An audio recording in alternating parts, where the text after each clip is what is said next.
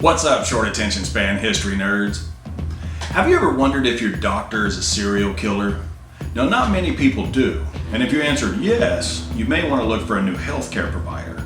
While your doctor may not be a serial killer, a British doctor named Herold Fredrick Shipman, or Fred as he allowed his victims to call him, isn't that nice that he allowed his victims to call him Fred, was a serial killer.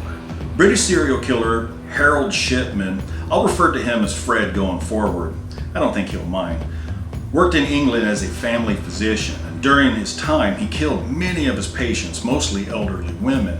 Fred Shipman attended Leeds Medical School and began working as a physician in 1970. Between then and his arrest in 1998, he killed between 215 and 260 of his patients, injecting them with lethal dosages of painkillers. Born the middle child in a working class family in 1946, Fred was the favorite of his mother, Vera, and she instilled in him a sense of superiority that later tainted his relationship with other people. In fact, he was very isolated and lonely as a child. When his mother was diagnosed with terminal lung cancer, Fred willingly took over her care, and he was fascinated with how the morphine affected her pain and suffering. Fred was determined to go to medical school, and he was admitted to Leeds University Medical School for training. Now, he failed his first year in medical school, but eventually passed and began serving a hospital internship. Shipman married by 1974 and was the father of two.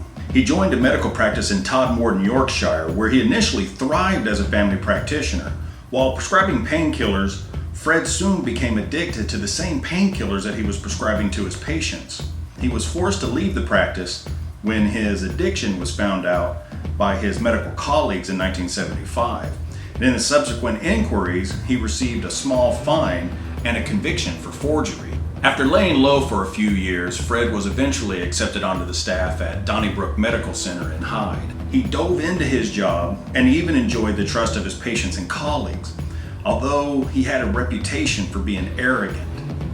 He remained on the staff there for almost 2 decades. The local undertaker noticed that Fred's patients were dying at an alarming rate, and he even confronted Fred about this, but Fred assured him that there was nothing wrong and even showed him death certificates for his patients. Soon after, another medical colleague found the same similarities disturbing and contacted the police. An undercover investigation soon ensued, but Shipman was cleared of all charges since all of his medical records seemed to be in order. The investigation failed to contact the General Medical Council or check Shipman's criminal records, which would have yielded evidence of Shipman's previous record. Later, a more thorough investigation revealed that Shipman altered the medical records of his patients to corroborate their death certificate. Hiding behind the status of a caring family physician, it was almost impossible for authorities to determine how many of his patients he had killed and when he began killing them. And the fact that he denied ever killing his patients also made it difficult. Indeed, his killing spree was only brought to an end thanks to the determination of Angela Woodruff, the daughter of one of his victims. Kathleen Grundy, Woodruff's mother, an active, wealthy 81-year-old widow, was found dead in her home on June 24, 1998, following an early morning visit by Shipman. Woodruff was advised by Shipman that an autopsy would not be required, stating that her mother had died of old age. And Grundy was buried in accordance with her daughter's wishes. Now, Woodruff was an attorney, and it came as a great surprise to her when she found that there was a second will, and in this will, she had left the bulk of her estate to Shipman. Woodruff was convinced the document was a forgery and that Shipman had murdered her mother for money. She notified the local police, where the detective superintendent quickly came to the same conclusion upon examination of the evidence. Grundy's body was exhumed, and after a post-mortem, the conclusion was determined that she had actually died of a morphine overdose 3 hours prior to her death. And this aligned with the same time that Shipman made his visit with her. Shipman's home was raided, yielding an assortment of medical records, an odd collection of jewelry, and an old brother typewriter that they believed was the instrument that he forged the will. It was immediately apparent to the police that this case would extend further than just this single death.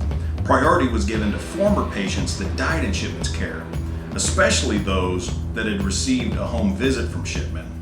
It was found that Shipman had urged families in a large number of the cases to cremate their relatives and not to seek any autopsy.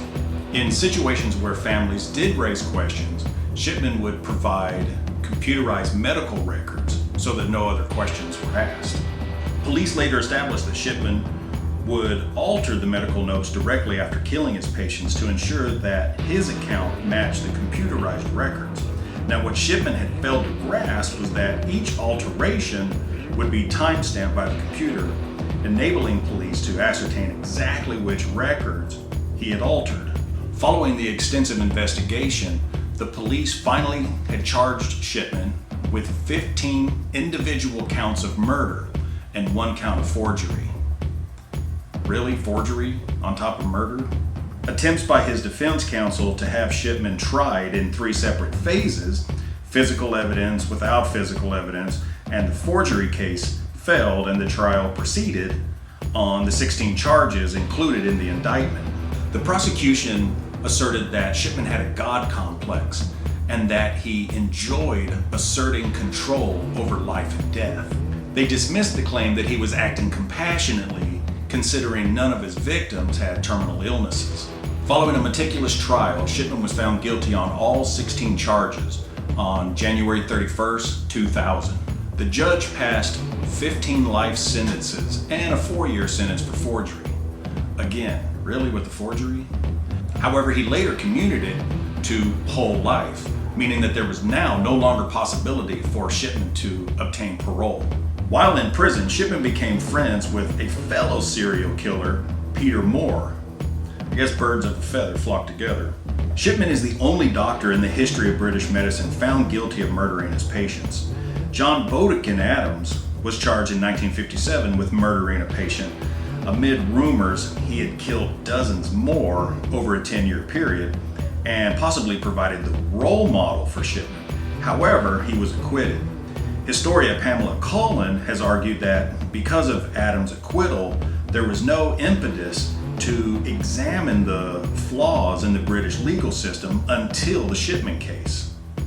On January 13, 2004, Shipman was discovered hanged in his prison cell by his bed sheets. A memorial garden to Shipman's victims, called the Garden of Tranquility, opened in Hyde Park, Hyde on July 30, 2005. There remains some mystery as to the whereabouts of Shipman's body. Some believe that his family still has it, some believe that it's still in the Sheffield morgue. There's a higher conspiracy theory that the British government obtained the body to do their own research on it to try to figure out why he did what he did. But according to Shipman's wife, he was cremated at the behest of the investigators who believed that if he was buried, grave robbers would steal his body. So that's the story of Fred Shipman, a British serial killer with a God complex who killed many healthy people so that he could feel superior, having control over life and death. Thank you for watching, and remember, if you like this kind of content, please consider subscribing. Please consider giving me a thumbs up. Until next time.